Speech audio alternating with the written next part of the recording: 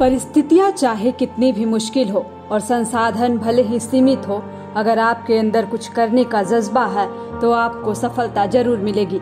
यह महज कहने भर को जुमला नहीं, बल्कि इस पर कई लोग खड़े भी उतरते हैं। उन्हीं में से एक हैं बोकारो जिले के डब्लू साव। डब्लू साव के पिता कोयला दिहाड़ी मजदूर हैं, लेकिन उनके बेटे ने जेपीएससी पास करके दुनिया को यह बता दिया कि मेहनत और लगन से कुछ भी हासिल किया जा सकता है। जेपीएससी में 104 रैंक लाकर डब्लू साव ने अपने माता पिता का सिर गर्व से ऊंचा कर दिया है। घर की आर्थिक स्थिति ठीक न होने के बाद भी डब्लू के पिता शिवचरण साव ने अपने बच्चों की पढ़ाई के लिए दिन रात जी तोड़ मेहनत की और उन्हें आसमान की बुलंदियों तक पहुंचाया। बता दें कि डब्लू पेटरवार प्रखंड के सदमा कला पंचायत के रहने वाले हैं। डब्लू साव ने अपनी प्राथमिक शिक्षा उत्क्रमित मध्य विद्यालय सदमा कला में पूरी करने के बाद पेटरवार +2 हाई स्कूल से मैट्रिक 2011 में पूरी की व इंटरमीडिएट सीएन कॉलेज रामगढ़ से पूरी की। स्नातक हजारीबाग संत कोलंबस स्कूल से पूरा किया। इसके बाद सरकारी नौकरी पाने के लिए अपने प्रयास शुरू किए। आर्थिक संकटों के बावजूद डब्लू ने कभी हार नहीं मानी।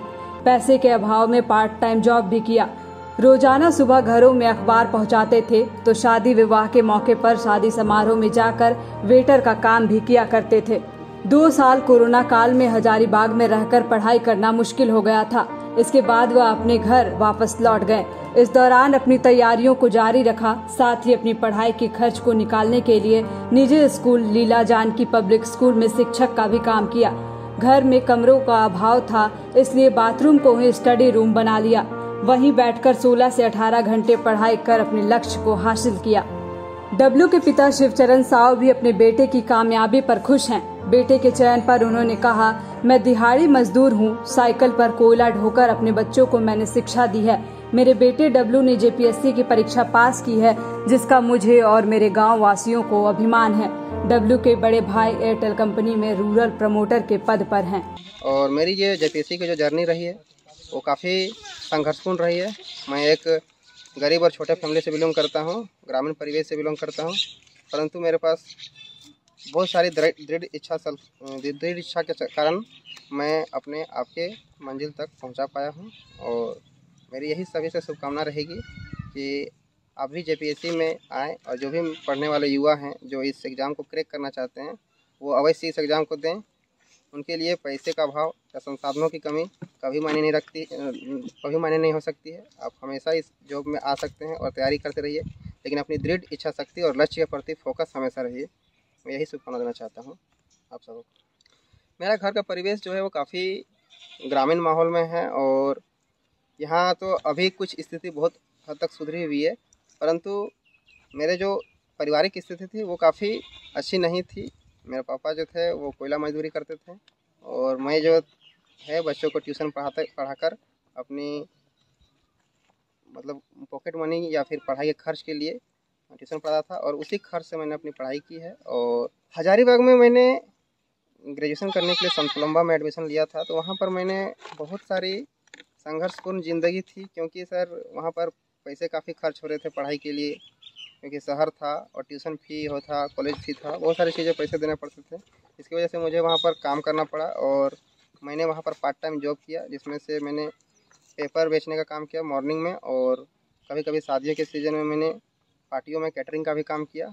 और वहाँ से मैंने अपनी पढ़ाई पूरी की और पढ़ाई पूरी करने के बाद मैंने एमएससी भी कंप्लीट किया।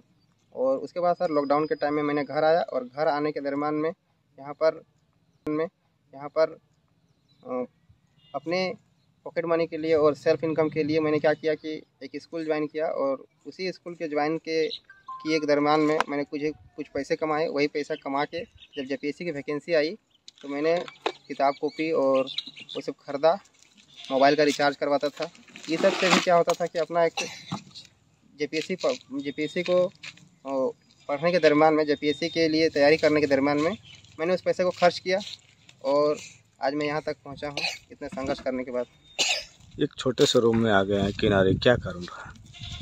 सर इस रूम में सबसे बड़ा आने कारण था कि मेरा घर जो था वो काफ़ी छोटा था और मेरे परिवार में 6 लोग रहते हैं और कमरा मात्र 2 ही था, तो उतना एडजस्टमेंट हो नहीं पा रहा था।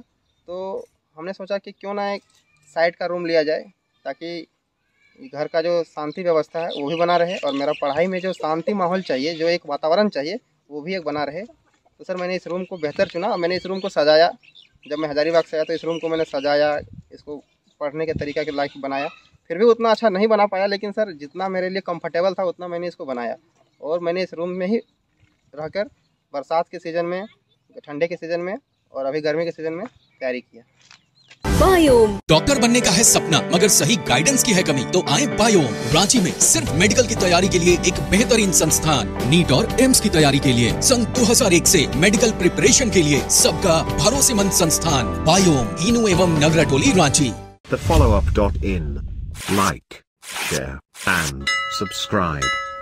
www.thefollowup.in